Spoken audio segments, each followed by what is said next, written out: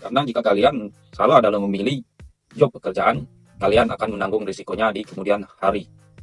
Akan sangat berakibat fatal ya. Baik itu pemagang maupun Dr. Tegino ya. Oke, Assalamualaikum warahmatullahi wabarakatuh. Saya hari ini akan menjelaskan tips memilih job pekerjaan di Jepang. Karena jika kalian salah dalam memilih job pekerjaan, kalian akan menanggung risikonya di kemudian hari. Akan sangat berakibat fatal ya. Baik itu pemagang maupun Dr. Tegino ya. Yang pertama itu kalian harus mengenali minat dan kemampuan kalian. Karena itu sangat penting. Jika kalian orangnya tidak suka dingin, hindari job yang di luar ruangan, seperti job konstruksi. Jika kalian orangnya rapi dan teratur, kalian bisa memilih job perakitan. Perakitan apa saja, yang penting berhubungan dengan kemampuan dan minat kalian ya. Dan yang kedua, kalian harus memahami atau mempelajari setiap bidang pekerjaan di Jepang. Untuk Tegino itu tersedia 12 bidang pekerjaan. Kalian pelajari setiap bidang agar kalian tahu kekurangan dan kelebihan setiap pekerjaan tersebut. Jadi kalian bisa menyesuaikan dengan kemampuan dan kekurangan kalian.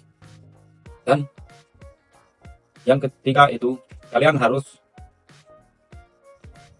tanyakan atau cari tahu gaji di job yang akan kalian pilih. Karena gaji itu sangat berpengaruh ya. Saya sendiri sangat bergantung dengan gaji untuk kehidupan di sini. Karena setiap gaji itu berbeda-beda ya. Misal, teman saya itu kerjanya di pertanian ya. Banyak sekali libur. Karena mengapa? Karena pekerjaan di tempat teman saya itu sedikit. Jadi sering dikasih libur. Pilih job yang pekerjaannya itu banyak atau perusahaannya besar. Kalau misal pertanian itu lahannya itu banyak ya. Jadi tidak kekurangan untuk pekerjaan. Tempat saya ini misal, jika bukan karena cuaca buruk, bisa kerja normal. Senin sampai Sabtu ya. Tapi jika cuaca buruk itu diliburkan. Dan yang ketiga, kalian harus tanyakan tempat tinggal kalian. Baik itu biaya sewa, listrik, air,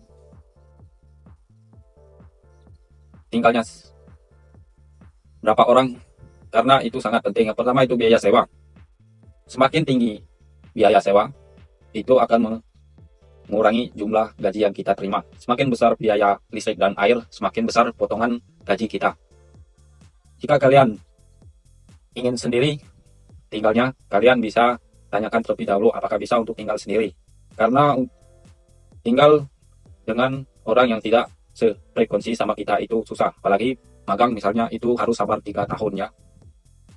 Tapi menurut saya lebih baik kalian meminta untuk tinggal sendiri. Karena sendiri itu lebih nyaman dan aman ya. Dan yang terakhir, kalian harus cari tahu lokasi penempatan kalian. Karena gini, di ibu kota dan di daerah itu perbedaan gaji dan biaya hidup itu sangat berbeda. Jika kalian fokusnya untuk menabung, menata masa depan, kalian pilihlah job di pedesaan. Karena biaya untuk kehidupan itu sangat terjangkau. Seperti saya sekarang ini posisinya di pedesaan, tepatnya di Okinawa ya.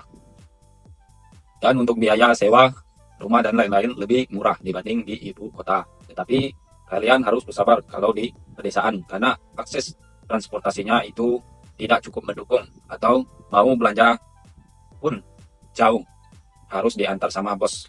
Kalau kita sendiri susah, atau bisa memakan waktu cukup banyak ya, bisa sampai 1 jam bahkan lebih. Tapi jika kalian inginnya hidupnya dekat dengan keramaian, kebebasan, kalian pilihnya di perkotaan. Karena untuk akses transportasinya itu mendukung ya. Mau kemana saja kalian mudah, mau ke bis pun dekat, mau ke supermarket pun dekat. Tapi kalian harus sudah tahu untuk biaya hidup di ibu kota ya, seperti Tokyo itu. Meskipun gaji besar, potongan biaya tempat tinggal, biaya hidup pun sangat besar. Oke. Dan yang terakhir, saya ingin sedikit kasih saran ya untuk kalian. Kalian kalau ke Jepang itu, yang pertama perbaiki niat ya. Utamakan niatnya untuk orang tua, agar kalian sesampainya di Jepang itu tidak salah jalan atau tidak terpengaruh dengan lingkungan tempat kalian berada nantinya. Oke, karena di sini jika kita tidak bisa memanage keuangan, kita tidak akan mendapatkan hasil di Jepang ini selama kapanpun. Karena di sini sama seperti di Indonesia ya. Jika kita boros, tidak bisa memanage keuangan, kita tidak akan mendapatkan hasil. Jadi yang sukses di Jepang ini kebanyakan yang bisa mengatur keuangan, hidup, kalau bisa frugal living. Oke, tapi susah sampai ke masa fase seperti itu ya. Yang penting kita sebisa mungkin hemat. Oke. Dan yang kedua, kalian harus belajar dengan giat bahasa Jepang, karena bahasa Jepang itu sangat penting. Jika kalian kekurangan atau minimnya bahasa, kalian akan mendapatkan problem di kerjaan nantinya. Oke. Dan yang terakhir, saya ingin sampaikan, carilah LPK atau tempat lembaga pelatihan kerja yang terpercaya ya. Jangan sampai kalian kena tipu, karena banyak sekali kejadian-kejadian ditipu pihak yang tidak bertanggung jawab. Kita sebut itu oknum ya. Oke, saya banyak menyaksikan di media sosial itu banyak sekali teman-teman yang kena tipu oleh oknum yang tidak bertanggung jawab. Pilih LPK yang sudah ada izin resminya, sudah terdaftar di BP2 MI dan di Disnaker dan Kemnaker ya. Oke, itu saja yang dapat saya sampaikan. Kurang dan lebihnya saya mohon maaf. Terima kasih yang sudah mendukung channel ini. Saya ucapkan wassalamualaikum warahmatullahi wabarakatuh.